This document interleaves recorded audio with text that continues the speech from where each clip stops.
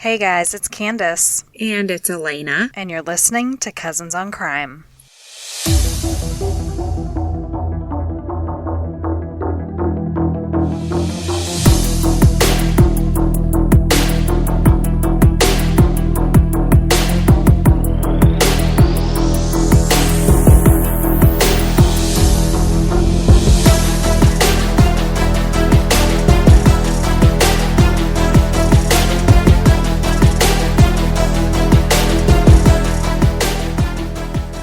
Elena. Hey. Hey. I love your mic check. Hooty hoo. Okay, first things first. We have a little announcement. Cousins on Crime is turning 1 next week. Can you believe it? May 24th. I cannot believe. I don't know why. I think I was thinking June. Because I remember when we were in Vegas, I was like, okay, we've got to set a date. Let's just say June. And it ended up being like before June. Yeah. Yeah, so we have something. Go ahead. I was thinking the same thing. I thought it was in June. And then when I went back and looked at the first episode, it was May 24th. I was like, huh? That's so yeah, this year has gone by weird. So fast. It has. And I'm not okay with it. I think it makes me feel uncomfortable, and it's weird, but as far as Cousins on Crime goes, it's pretty cool. Yeah. Time flies when you're having fun. That's right. So, we have something really cool planned for next week, so make sure you're subscribed to our show, so it'll just show up on your feed, and like all of our episodes will just show up on your feed if you're subscribed. So subscribe! Don't miss it. Yeah. Okay. Second thing second, we have a lot to get to in this case. So I'm just going to take off my cover up and dive right into the water. Okay. I'm not even going to test it with my toe. Okay, let's go. I'm diving right in. Okay. Guys, take a potty break. Maybe grab some milk duds, and have a seat. It's going to be a long one, but we're going to get through it. Okay. So just before 3 p.m. on July 29th, so I told you I was going to jump right in. July 29th. July 29th, 1999, a man walked through the front doors of a place called Alltech Investment Group in Atlanta, Georgia. It was a day trading company, and he approached the office manager. Does this sound familiar to you?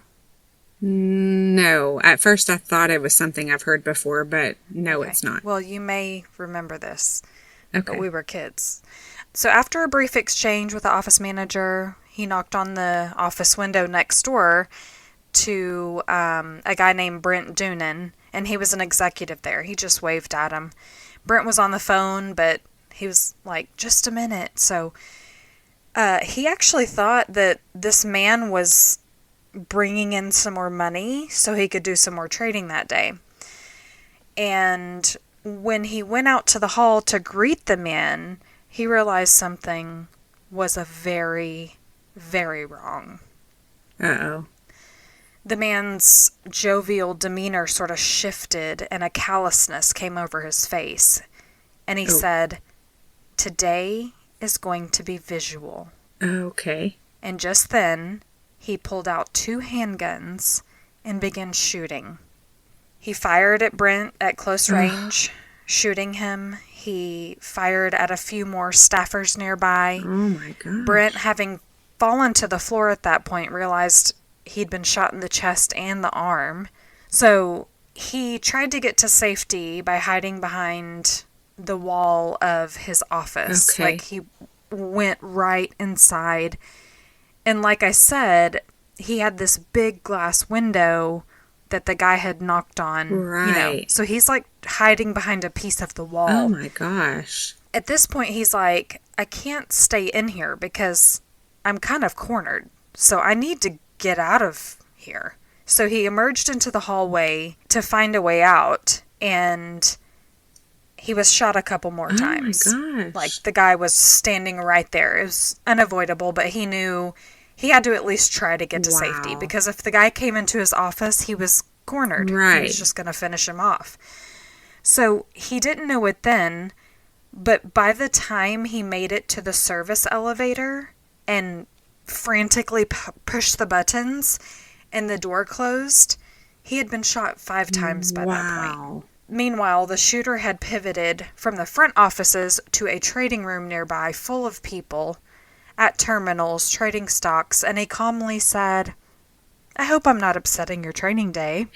It was pure chaos. People were diving under the terminal desks and taking cover where they could, some running out nearby doors. Wow. Someone even threw a computer through a window to try and escape out the window. Okay, was it a second story? It was actually on the 3rd floor. Okay, wow. While the victims of the crime were in disarray and scrambling, witnesses would later describe the shooter as being very calm during this time. By the time the shots had stopped, 5 people were dead. Wow. The man exited the building and he walked across the parking lot. He got into his green minivan and off he went into the Atlanta traffic.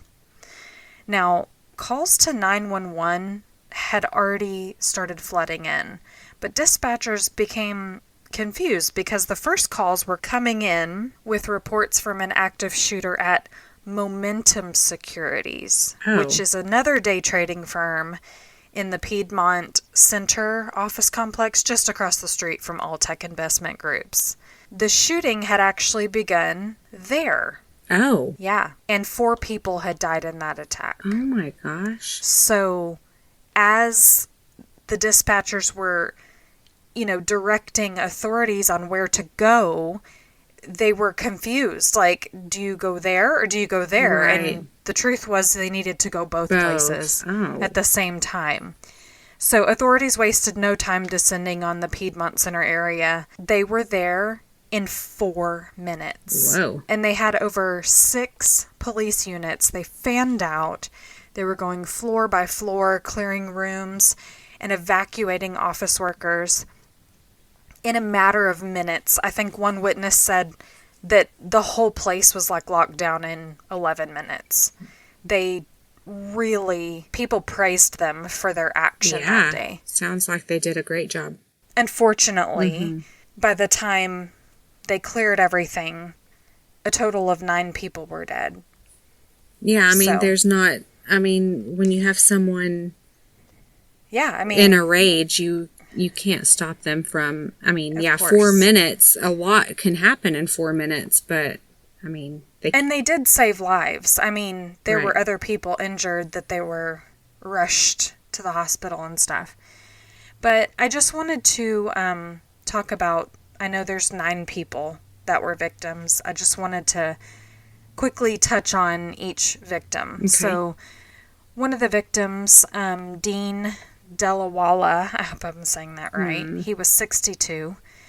He was originally from Pakistan, but came to the U.S. in 1973. He was married with 2 children. Vadawati Muraladhara, I hope I'm saying that right. I'm sorry.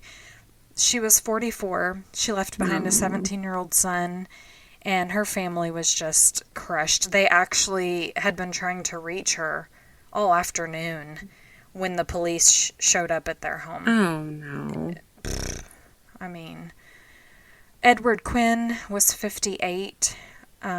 He worked as an executive with the U.S. Parcel Service, but was recently retired, and he just enjoyed day trading. It was just somewhat of a hobby of his. He was married with 3 grown children, and he had just welcomed his first grandchild like 3 weeks before that. Oh, my goodness. Charles Allen Tenenbaum was 48. He owned a grocery store in Atlanta. He loved to golf and was an avid jogger. He jogged at least 4 miles a day. Oh, that's tough. I know. He was president of his synagogue, and he was married with 3 children. Scott Webb was 30. He was just 30. He wasn't married, didn't have a family, but he did leave behind his parents and sister. He had nieces and nephews, cousins, a great big family that would miss him deeply. Kevin Dial was 38. Kevin had an inoperable brain tumor at the time of his murder. He was taking medication to prevent seizures, so it was kind of at bay, and there was really nothing they could do for him. But he had just moved to Atlanta from Texarkana, Texas. He was the office manager at Momentum Securities, and he was just there to open the new branch, which I just can't even. Jamshid Havash was 44. He was married, and his wife and daughter were actually in Iran visiting family at the time he was killed, and they didn't know he was dead until 6 days later when they got home. Oh, I'm sorry. Family apparently in Atlanta did not want to contact them while they were gone because there was just nothing that they could do, and they didn't want to. I don't know. I have mixed feelings about that. Yeah, but that's a tough decision. That's what happened. So Russell Brown was 42. He left behind a girlfriend and his mother. He'd recently lost his dad and brother like less than 2 weeks apart. And he had a cat named, get this, Sweetie McMac McSchminkle Toast Magoo. I love it. I had a coworker that had a cat with all kinds of names. I love it so much. And actually, in his will, Sweetie McMac McSchminkle Toast Magoo was the first person in his will. Oh my goodness. He loved that cat. That's cute. He actually got that cat after his brother died, or his dad died, sorry. And so he just loved that cat. It was like... and then the last victim was Joseph Desert, 60 years old. And I'm so sad to say I couldn't find any information on this victim other than like on findagrave.com. His parents were already dead when he died. I couldn't find any information anywhere on this guy, but rest in peace, Joseph, and to all the other victims. Yes. Now, the remaining victims were injured in the attack. There were 13 of them, and they were all taken to a few different local hospitals in the area. You know, when something like this happens, they don't want to overwhelm one hospital with many, like, you know, critical cases. So they kind of divide them up. So some were in critical condition, some were stable but needed surgery, and one lady was actually shot in the back, but she was treated and released really quickly, so she wasn't super injured. One survivor, Kathy Van Camp, was shot in the face. Oh my Lord. And she survived, but she ended up losing her sight, her sense of taste and smell. Wow. And any hope for a normal future, pretty much. Witnesses tried to provide authorities with a description of the shooter, and of course there were varying accounts, like there always is with eyewitnesses. And basically what he was wearing at the time, they were trying to describe, he was wearing an orange shirt, no, it was pink. He was wearing khaki pants, no, they were shorts. So some witnesses actually recognized the man, and as we know, Brent Doonan knew who he was, but he was getting worked on. So, because Brent thought he was there for work, and so exactly. Okay, that makes sense. And we'll learn more about this guy, but witnesses had identified him as Mark Orrin Barton. Okay. And get this, when he pulled out those guns, and even while he was shooting, people thought he was joking.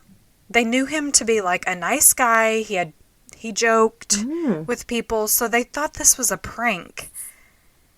And that's horrifying, because people were just standing there like, oh my gosh, what are you doing? You know, not like taking cover immediately, thinking it was an immediate in danger, yeah. Now, they got Mark's driver's license, so what he was wearing was not really that important. And they blasted it out to the media. They also had a description of his vehicle, Like I said, he was driving his family's dark green Ford minivan. Mm-hmm. The perfect getaway car for a Yeah. mass murder, if you ask me. Unless the police are looking for you in a dark green minivan. So, at this time, the largest manhunt Atlanta had ever seen was underway. Police needed to get to Mark's home, and quick. Mm-hmm. They didn't know where he was going, or like how much ammunition he had, if he was planning to go somewhere else and shoot even more people. And even though investigators had just seen the carnage that Mark had left behind, they were not prepared for what they would find back at Mark's house. Oh. Uh-oh. They could never have anticipated what they would find there. The apartment was pretty tidy, but as they made their way from room to room, they found Mark's 2 children, 10-year-old Matthew and 8-year-old Michelle, both bludgeoned to death in their beds. Gosh. The children had been positioned in their beds as if they were just sleeping. He just positioned them, covered them back up. Each of them had a handwritten note on their bodies. I don't know what those particular notes said, but later they found Mark's wife, Leanne, dead in the master closet, and she also had a note nearby. Now, from the state of the bodies, they knew immediately that they had to have been dead for some time, and they confirmed this by finding one last note, a longer one that was on the computer. Oh. And it read, July 29th, 1999, 6:38 a.m. To whom it may concern. Leanne is in the master closet under a blanket. I killed her on Tuesday night. I killed Matthew and Michelle Wednesday night. There may be similarities between these deaths and the death of my first wife, Deborah Spivey. Oh. However, I deny killing her and her mother. There's no reason for me to lie now. It just seemed like a quiet way to kill and a relatively painless way to die. There was little pain. All of them were dead in less than 5 minutes. I hit them with a hammer in their sleep and then put them face down in the bathtub to make sure they did not wake up in pain, to make sure they were dead. I am so sorry. I wish I didn't. Words cannot tell the agony. Why did I? I have been dying since October. I wake up at night so afraid, so terrified that I couldn't be that afraid while awake. It has taken its toll. I have come to hate this life and this system of things. I have come to have no hope. I killed the children to exchange them for 5 minutes of pain for a lifetime of pain. I forced myself to do it to keep them from suffering so much later. No mother, no father, no relatives. The fears of the father are transferred to the son. It was from my father to me, and from me to my son.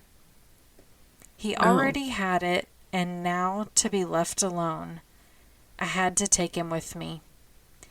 I killed Leanne because she was one of the main reasons for my demise, and I planned to kill the others. I really wish I hadn't killed her now. She really couldn't help it, and I loved her so much anyway. I know the Jehovah will take care of all of them in the next life. I'm sure the details don't matter. There's no excuse, no good reason. I am sure no one will understand. If they could, I wouldn't want them to. I just write these things to say why. Please know that I love Leanne, Matthew, and Michelle with all of my heart. If Jehovah is willing, I would like to see all of them again in the resurrection. To have a second chance. I don't plan to live very much longer, just long enough to kill as many of the people that greedily sought my destruction. You should kill me if you can. Mark O. Barton. Greedily sought his destruction. Yeah. So why did he do this? What would possess a person to carry out such a heinous act on the public and their family, right? Right. And more specifically on these day trading firms. What did they have to do with anything?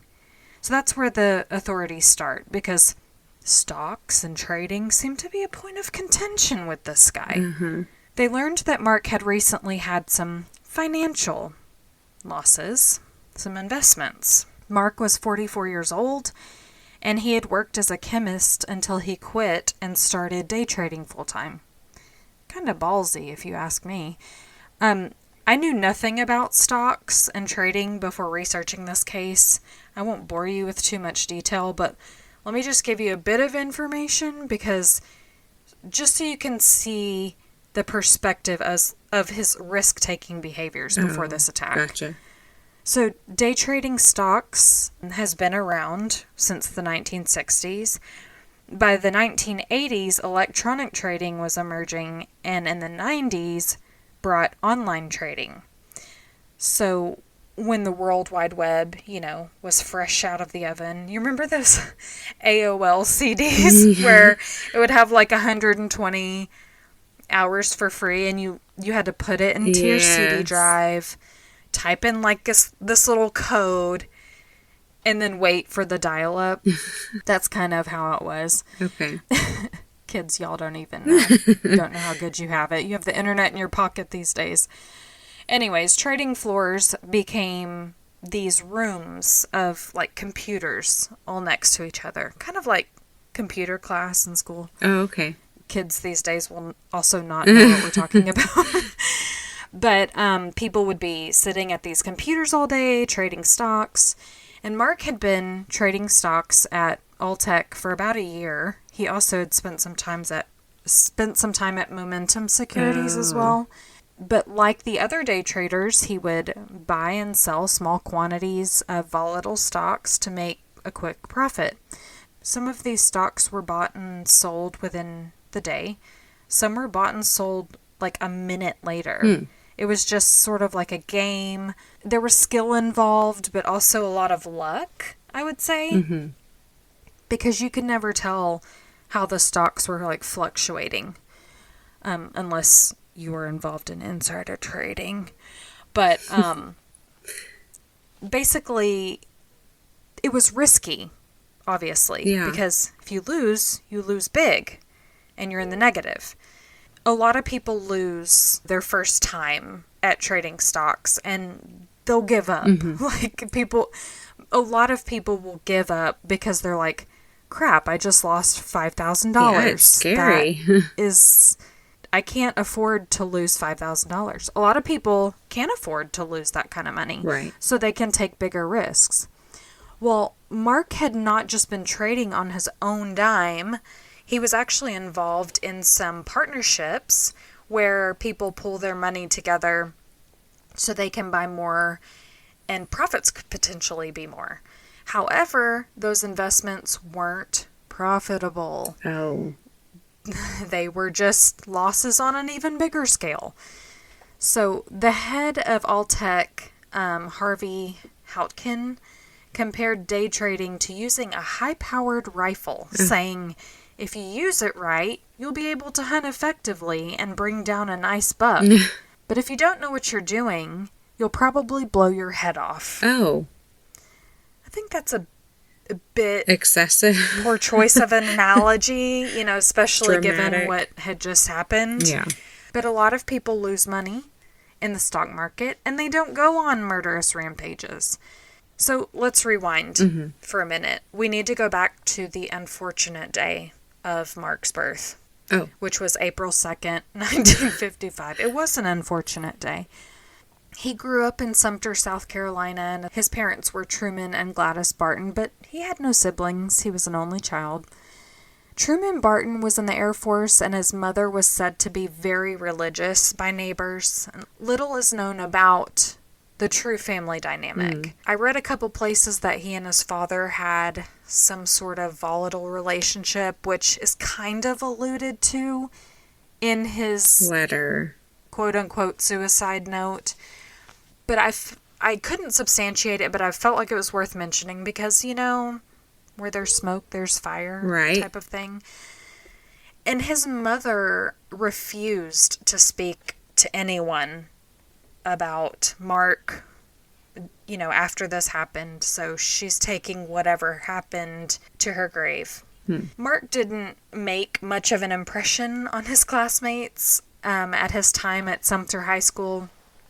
When reporters with the Washington Post contacted over 24 classmates to interview them after this shooting, none of them remembered him. Oh, wow. In fact, his photo was missing from the yearbook the year he graduated. What? I don't know why. It just wasn't there.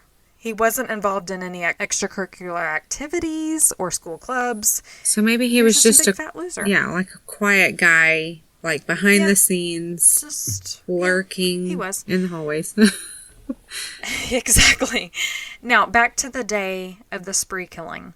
5 hours after the attack in Buckhead, police located Mark driving his minivan and trailed behind him until they could positively ID him. They didn't want to spook him, if he saw them. They didn't want any more lives to be lost, so they didn't want this to turn into a high-speed chase or anything like that, so they quietly trailed him. Luckily, Mark turned into a BP gas station in Cobb County, Georgia. He did a couple laps around the parking lot, kind of going behind the building and then coming back around and stopping near the car wash. And just after 8 p.m., Corporal Curtis Endicott pulled his car in front of Mark's car to kind of block him from leaving the parking lot. And as he exited his vehicle, he saw a flash and heard a muffled pop. Mark had shot himself. In the car, they found 4 handguns and more than 200 rounds of ammunition. And we've seen this before in mass shootings, when a perpetrator kills themselves because they're too much of a coward to face what they've done. Right. They don't want to relive it. They don't want to talk about it.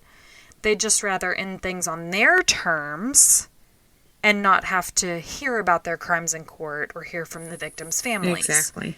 But were his financial losses enough to make him snap? I wondered, I was like, where did Mark get all of this money to invest in stocks? I mean, no doubt he made good money as a chemist back in the day. Not sure about his sales job, but his losses were in the $100,000, like hundreds of thousands of dollars. Lena, would you like to venture a guess as to where he got all that money? Okay, so earlier you said that in the letter, he talked about killing Deborah Spivey, his ex-wife. He got her life insurance. You were listening. Well, I'll tell you. He got a settlement with an insurance company in the amount of $600,000. You see, this insurance company had refused to pay the life insurance policy that he had on his first wife, Deborah, when she was brutally murdered. Okay. Mark and his first wife, Deborah Spivey, married in 1979. They met at the University of South Carolina, where Mark graduated with a degree in chemistry. They lived in Atlanta for a little bit before moving to Texarkana, Texas, where Mark founded a company called TLC Manufacturing, and he was the president of that company. In 1990, Mark was essentially fired from the company. I don't know the details as to what went down, but he had started this company with some friends of his. And something went sour. I can imagine what, just given who this guy is. Gotcha. But they booted him from the company. Well, mysteriously, the day after Mark was fired, someone broke into the offices and stole some proprietary information, like secret formulas, and then erased a bunch of computer files. Ooh. So Mark was actually arrested for burglary after that, but the TLC board members dropped the charges against him, saying that they had reached an outside agreement with him. Hmm.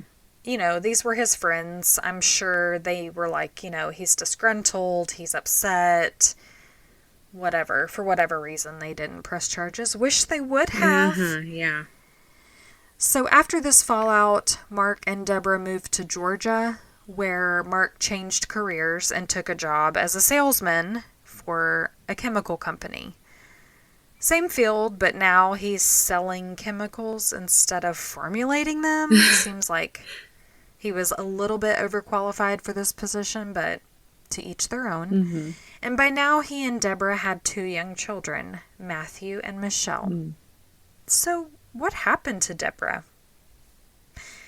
Well, it was Labor Day weekend, 1993. Deborah and her mother, Eloise Spivey, took off in Eloise's Red Thunderbird and headed to Lake Wise in Alabama to spend the weekend. Deborah's parents had actually purchased a campground lot years before this, and the family spent a lot of time there. They loved to camp, and specifically, they loved to fish. They were like avid fishers. The women planned to head home early Sunday morning, but when their car was still parked next to the camper late into the morning, the neighboring campers thought that was a little bit strange, so they went over to check on them, and as they started up to the front door, they were horrified at what they saw. Blood. I'm not sure if there was blood on the outside of the camper or if they peered in the window, but they immediately called Cherokee County Police. And when the police responded to the scene, it was like something out of a horror movie. There was blood covering the interior, the walls, the ceiling. It had clearly been a violent, anger-fueled attack. The 2 women were found brutally hacked to death in the camper. Oh, no. The weapon was never found, but authorities described their injuries as being consistent with something axe-like a heavy, sharp weapon. Now, when police called Bill Spivey, Eloise's husband and Deborah's father, they wouldn't give him any information over the phone. They just said, "Get here immediately." And he knew something was going on. So he gathered his son John and Mark Barton, and they raced to Wise Lake. When they arrived, Bill said that instead of Mark asking investigators, "What happened?" what you would immediately say, like, "Why are we here? What happened?" He kind of looked around at the trees and went, "I've never been here." That really struck Bill as odd. Yeah. And made him really uncomfortable. The 3 men were separated at that time, and questioned individually until long after dark. Now, family immediately pointed to Mark as the murderer. Deborah's cousin said that Mark was cooler than a cucumber at the funeral. Investigators actually said, because they attended the funeral, they're always attending funerals, seeing what's going on, and they just said Mark was stone-faced the whole time, showing no emotion, and, while we can't always read into that, it does matter. Yeah. Oh, and one more thing. He brought his new girlfriend, Shut Leanne, up. with him to the funeral. Shut your mouth. I will not. I still have 5 more pages of notes. I will not shut my mouth. So, he was the prime suspect in the murders. The one and only suspect, actually. But they never arrested him. Why? So, while they were married for years, I will get to why. But that life insurance policy that was taken out on Deborah, it was taken out on her just weeks before the murders. Weeks. Yeah, doesn't surprise me. They were married for years. Like, why why wasn't it now? just a policy that they had always had? Well, the district attorney in Alabama at the time, Richard Igu, I don't know if I'm saying that right, but he sounds like a douchebag, so I don't really care. He said that Mark was interrogated and they gathered as much evidence as they possibly could, but they're just, it just never amounted to enough for an indictment. Captain Jerry Wynn with the Douglas County Sheriff's Office in Georgia said that's nonsense. He believed they did have enough evidence to take him to court, circumstantial as it may have been. Remember, Deborah and her mom were killed in Alabama, but they lived in Georgia. Okay. So you had two different states involved. Right. And I feel like this never works out. It either becomes a pissing contest, and that gets in the way of justice, or one bureau will pass off things to the next thinking, oh, they're going to investigate that. They're going to follow up on that lead, and then the ball gets dropped. Right. Too many cooks in the kitchen. Now, Captain Wynn said that Alabama dropped the ball on the case, and he even went on to tell CNN if they had done their jobs, maybe 12 people wouldn't be dead today. Oh, man. So Captain Wynn describes the evidence that they had against Mark. Okay, here it goes. A camper said that they saw a man fitting Mark's description, asking for directions to the lake just hours before the murders. But this witness was never brought in to ID anybody. No lineup, no follow-up, nothing. The scene was meant to appear like a robbery gone wrong. Some rings were taken, but an envelope sitting there with like $700 in cash wasn't taken. There was other jewelry left behind. There was no forced entry. Alabama police actually took the floor mats out of Mark's car. The floor mats. Why? Yeah, why? Why just the floor mats? Anyway, they took his floor mats to test them. But they said, take your car and just hang on to it. We'll be back, in a couple of days to test the rest. Just don't clean it. Yeah, don't do anything. Don't clean it or anything. We'll be back.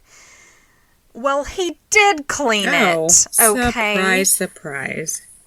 Yeah, because when Georgia police heard of this, they raced over to get his car. They were like, no, that's not how that works. Now, he had it thoroughly cleaned. Specifically, he had his gas and brake pedals cleaned and conditioned with Armor All. Wow. They did detect blood on the steering wheel, the gear shift, and the driver's door, and they found blood in Mark's home, in the kitchen, bathroom, and the garage. However, the samples they found were very small. They weren't large enough to collect DNA, so no further tests were done. And back in the early 90s, you had to have a significantly larger blood sample than you do these days. Right. I mean, these days you could have touched DNA, for crying out loud. Yeah. So they didn't collect the evidence. They just said, oh, these samples are too small. So I guess we'll just move on. So disappointing. I know, but there was more damning evidence, though. Circumstantial, but still, we know that that's important too. The life insurance policy, of course, but also Mark's co-workers said that Mark had been saying he and Leanne would be together by October. Oh, so Leanne was the girlfriend that came to the funeral? Leanne. Mark refused a polygraph test, and he forbid Leanne to speak with investigators. Mark's alibi for the night of the murders was also very flimsy. He said he was at home with the kids all night. Well, investigators said he had plenty of time to drive from his home while the children were sleeping to the campground, commit the murders, and return before the children woke up. I mapped it, and it's like from Lithia Springs, Georgia, where he was living at the time, to Lake Weiss is about an hour and a half. Okay. And the way I drive, I could have probably got there in an hour and 15. So he could have also. And though there was that one witness who described the guy asking for directions, it was a really crowded weekend. There were about 500 campers. It was Labor Day weekend. There was like live music. People are grilling out. You know how, it's like, I don't know, Coachella for campers. I don't know. But it's absolutely possible he could have slipped in there, committed the murders, and slipped out without making a spectacle of himself, But how close were they to other campers that, if they screamed? Pretty close. Pretty close. Like, so do you think they screamed? Close enough. Nobody said anything about hearing screams? The thing is, when you know your killer, and this is kind of the same thing with the spree killing.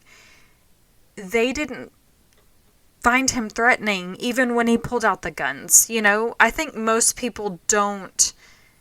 It takes a minute to register. Yeah. Most people assume that people are not there to harm them. Right. Unless you're me. And I'm like, everybody's. You have a pen in your hand? You're going to stab me in the jugular. No. But like, if he went to the campground and was like, "Hey, ladies," and they were like, "Oh, hey," what are you doing if he here? went in and he had an axe, yeah, that's he only had to swing that thing twice to knock them both down. You know what I mean? Yeah, but here I am thinking he hits one, the other one screams, like, but maybe it was just like bam, bam. I don't know. Or just like, "What are you doing?" Or no, yeah. or, but the live music, well, yeah, true, okay. Nobody heard anything. So, what do you think, Lena? Everything I just told you, the blood's, all over the house, pretty much, all over the car. He was a chemist, okay? He knew how to clean. True. Do you think that was enough to convict? Well, the circumstantial, like, all that stuff. To convict, the witness saying they saw him, maybe. Mm-hmm.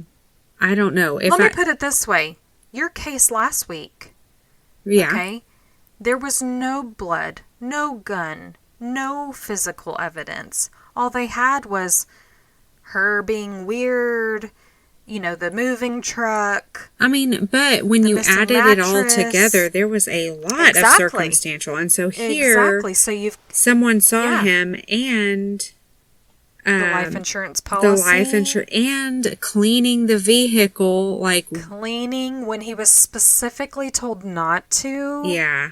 That's very suspicious. Refusing a polygraph, refusing your partner, your new girlfriend, by the way, to speak with police. I say, let the jury decide. Absolutely. Alabama had obviously washed their hands of this case. They had obviously said, well, we don't have enough. Mm-mm. Captain Wynn kind of joked after the mass killing and said that he wished, he tried to get them to do like a fake raid on Mark's house. Oh. To kind of strike some fear in him or make him think that they had something on him. Gotcha. And he said that he thinks that Mark would have just killed himself right there. Oh, probably. If they staged kind of extreme, but looking back, he probably would have. Yeah. To avoid being accountable for that crime. And then the Buckhead massacre, Leanne and the children would still be alive. Or maybe at that time he just thought he was too smooth. Like, he thought he had this in the bag. I guess. The vibe I get from all the interviews is that Alabama, like the DA, was just like, we just don't have enough. But, these court systems, they get inundated with case after case. So it's like maybe I can't speak for them, but maybe it's just like that's just another case that we can't Yeah, and then add. you've got Georgia that's like, those are our people. Like, Yeah.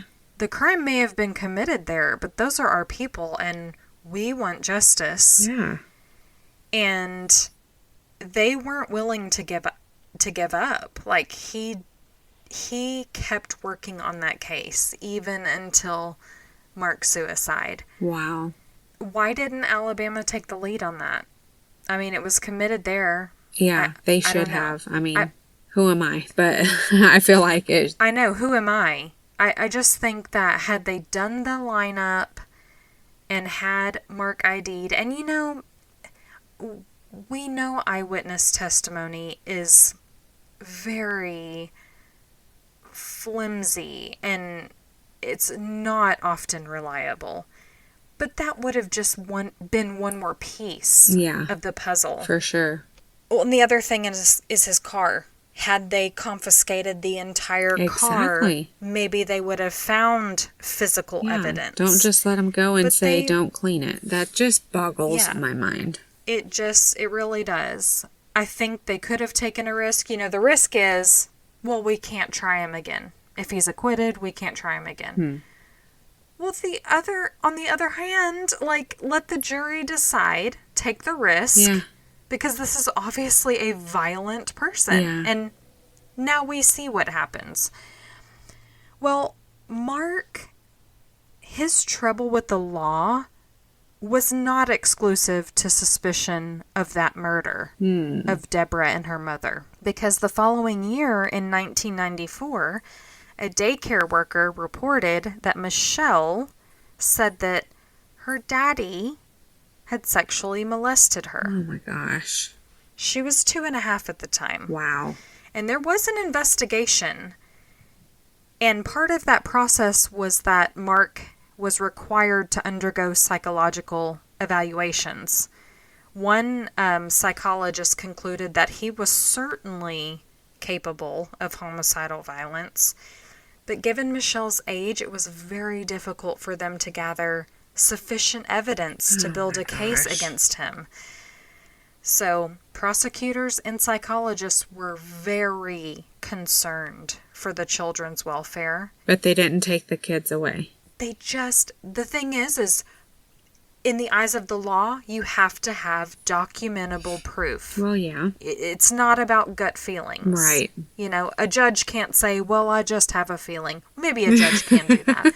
But a psychologist, like, they gave their feedback. Mm-hmm. And it's just chilling because it's like another thing slipped through the cracks. I don't know if he did molest her. 2.5. This is why when I went into psychology, I did not want to work with children because it's confusing. Yeah. My 3-year-old will tell me something that happened. She told me about an orange tunnel and she went and got starburst and like I was like, did you have a dream? It's just like pieces of things that they've seen or they, daddy washed me or something. You know what I mean? That could be misconstrued. So I don't want to take that away from Michelle at all. Right. I don't know. But it's in the eyes of the law, you can't just say, this 2.5-year-old is saying this, so it's... Exactly. Yeah. So it's really difficult. That's a tough one. But Mark married Leanne just a little over a year after Deborah was murdered. And he blocked Deborah's family from any contact with the children. Well, I'm sure. And the Spivey family actually took him to court, and a custody battle ensued. But ultimately, Mark won sole custody of the children. Smart. Because again, no documentable proof. Smart. Now, if you're thinking that he sure did get married pretty quickly, That would be because Mark and Leanne began their relationship while they were married to other people. They met at the chemical company where Mark was a salesman, and you probably have already put this together. Leanne was a receptionist. Leanne reportedly was very vocal about how unhappy she was in her marriage at the time, and she really liked older men, and Mark was older. Meanwhile, Mark was buying really nice clothes all of a sudden. He was at the Fake and Bake getting a tan. And Deborah noticed. She was like, you don't look good as an Oompa Loompa. I don't know why you're tanning. He probably had one of those orange Playboy bunny stickers on his lower back. Do you remember those stickers? Mine was a butterfly. Anyway, Deborah was suspicious. And in a later deposition, Mark said that she was always suspicious of him having an affair. And, he was in sales, meeting a lot of people, blah, blah, blah. Just like, oh, I'm just a big dill. Oh, pickle. Please. No, she wasn't just suspicious, Mark. She was onto you. She did not She trust knew you were you cheating. For a good reason. Exactly. Cheaters always love to gaslight, don't they? Now, Mark and Leanne grew more careless in their affair. They went on a trip to Charlotte, North Carolina to visit Leanne's friends at one point, and Mark told them that he would be free to marry her by October. Free to marry. What's in October, Mark? Right. Is that after September, which is Labor Day? Yeah, that's because you planned to murder your wife in September. Absolutely. It's rather flamboyant to tell multiple people that you're gonna marry your mistress. Right. Like, he told his coworkers, he told her friends, while you're still married to your wife. That's okay. Yeah. Now, when Deborah was murdered, less than a month later, Leanne left the home she shared with her husband, and her ex-husband, David Lang, said that he came home one day after work and all her stuff was gone. He was just like, okay. Okay. And I don't know if he knew of the affair. Maybe he was suspicious, but she just left him. Mm-hmm. And police contacted David Lang to see if he could provide them any information as to Leanne's whereabouts on that particular night that Deborah and her mother were murdered. Mm-hmm. David, he didn't know because he actually worked nights at Boeing, so he couldn't really say what she was doing. Okay. Now, interestingly, David learned from the authorities that Leanne had taken out a life insurance policy on him. Shut your mouth.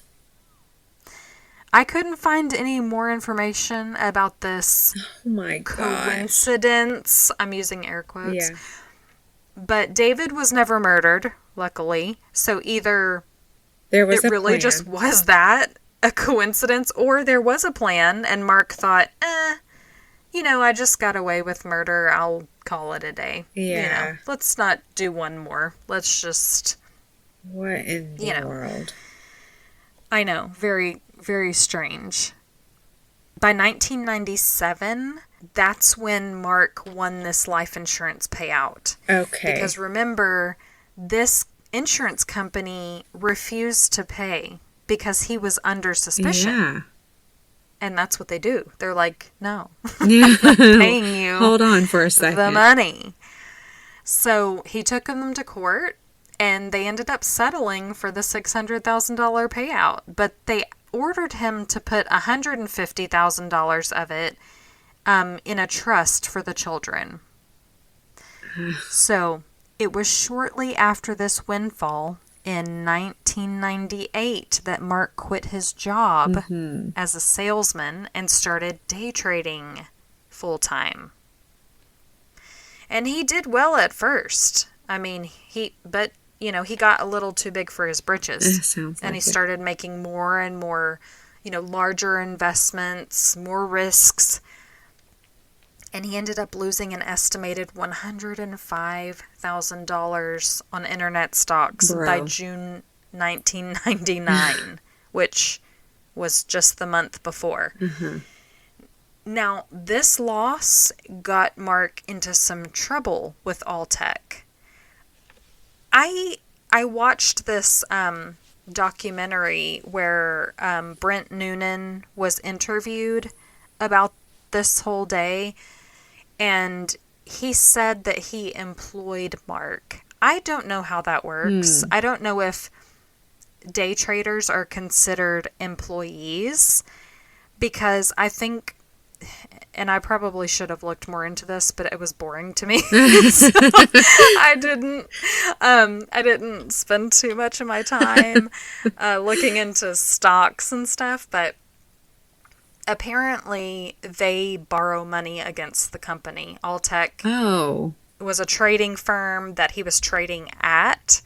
So when he lost this money, they ended up closing his trading account the Tuesday before the killing spree, which was 2 days later on the Thursday, because he didn't have enough money to cover the margin call. And this is the cash that a trader has to be able to put up to cover the debt from like falling stock prices. Okay. So it's like a buffer. Remember what happened Tuesday? According to the note he left at home, he killed his wife that day. Yes. So he saw the walls closing in on him. Mm-hmm. And he and Leanne had not long reconciled before this. And now he's really screwed up and lost access to trading altogether, which to him cuts off access to him regaining his losses. In order to reopen his account at Alltech, he was required to give a $50,000 check to regain his access. Okay. So he wrote them that check, but it bounced. So he wasn't allowed to trade the following day, which was Wednesday. So his account access is closed Tuesday. Okay. He kills his wife. Yeah. He hid her body in a closet so the children wouldn't see. Writes them a $50,000 check. Now his check bounces, so he kills his children Wednesday.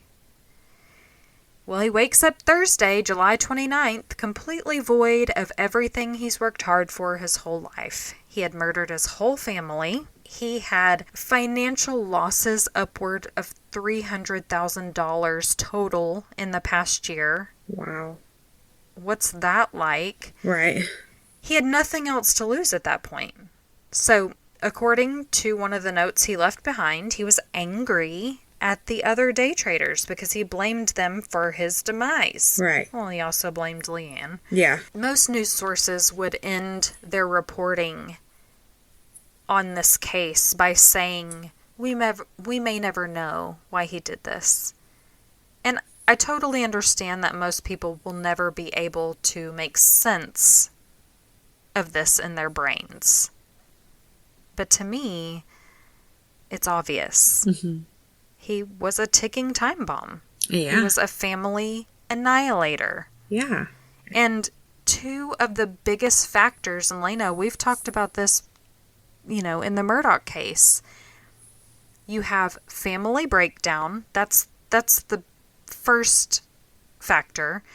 The second leading cause of family annihilators is financial problems. Right. Specifically, the appearance of a family breakdown with regards to marriage and losing it all, finances, all of that. Right, but not to mention also a similarity to the Murdaugh murders is the repeated offense of, you did something and you got away with it. Exactly. So let's do it again. Exactly. Yes. And I'm not sure of what their financial situation was at the time of Deborah's murder. But remember, he had been fired from a company that he helped start. So he went from chemist to salesman.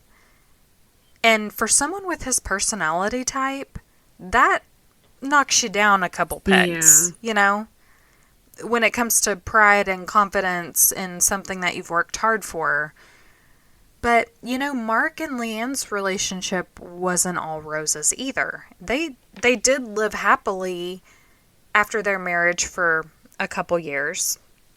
But it's reported that Leanne actually wanted a divorce before the murders, and they separated. Mm-hmm. Now, Mark had some strong ideals, and he wanted her to become a Jehovah's Witness. She was like, no, I'm not doing that. Leanne moved out and got an apartment of her own. Oh. But they soon reconciled. And Mark and the children moved into the apartment with her and out of their house that they had been renting. Oh, okay.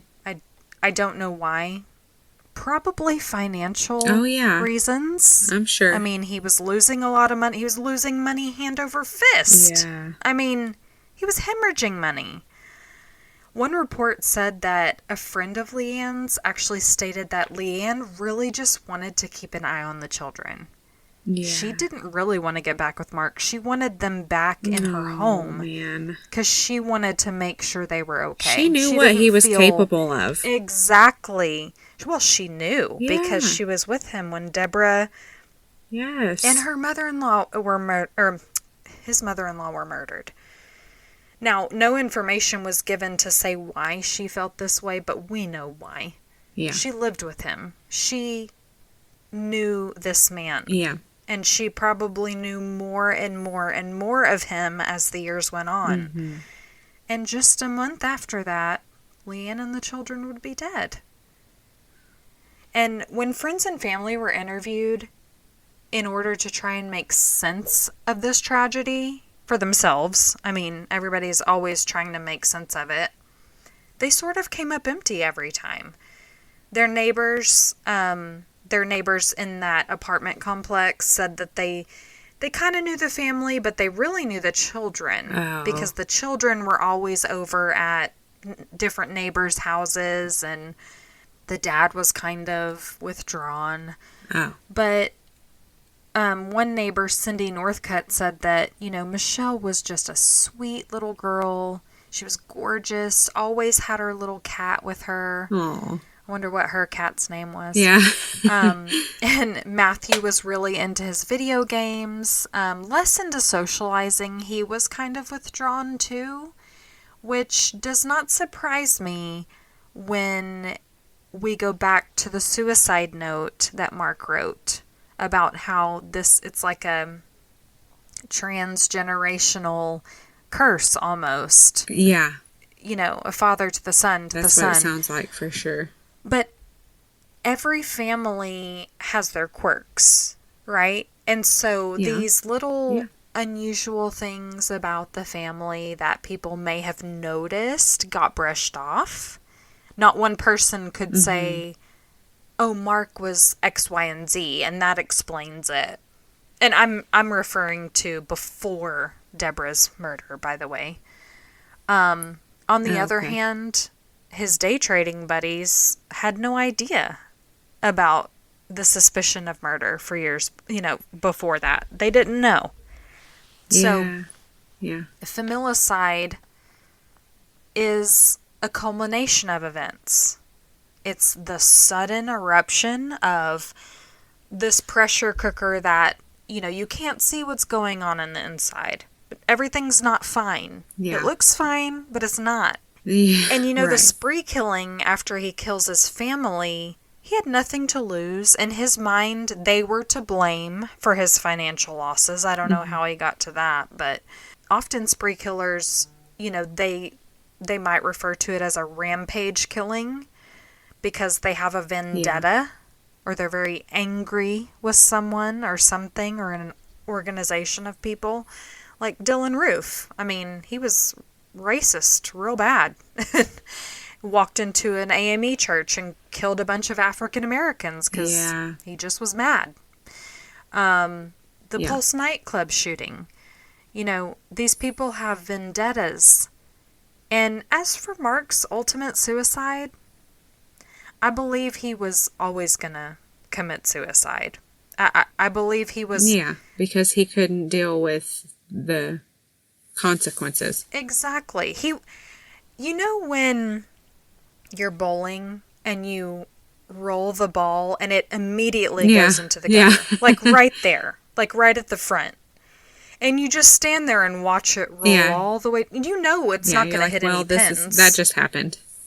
But you just watch it roll all the way down. You're like, that's what Mark did. His life was already in the gutter. He's just, in his mind, he was like, I'm just going to ride this out until it ends. And I'll just end it myself. Like, he knew. And it's tragic. Like, there are so many things that could have happened that could have saved all of those lives. It's just, this case is wild. And I told you, I'm not ready. Like, wait, there's more. Because and then I found out about his ex-wife, and I was like, oh my Lord. And then that opened a can of worms. So, well, we're done, guys. You can never make this kind of thing make sense. It doesn't. None of the cases that we cover make sense to us. It's just insane that it had to go down like this. It had to end like this. Well, thank you for going on that merry-go-round. Thanks for hanging in there. I know that was a long one. I hope you got a potty break, maybe, and you should have done an intermission or something. But thanks so much for listening. And again, stay tuned next week for our birthday surprise. Well, this was great. Let's do it again sometime. Let's do it. See you next week, guys. Bye, y'all. Bye. Well, thank you for listening to Cousins on Crime. If you're enjoying our podcast, please leave us a 5-star rating so that other true crime fans can find us. If you have any case suggestions or just want to say hey, email us at cousinsoncrime@gmail.com.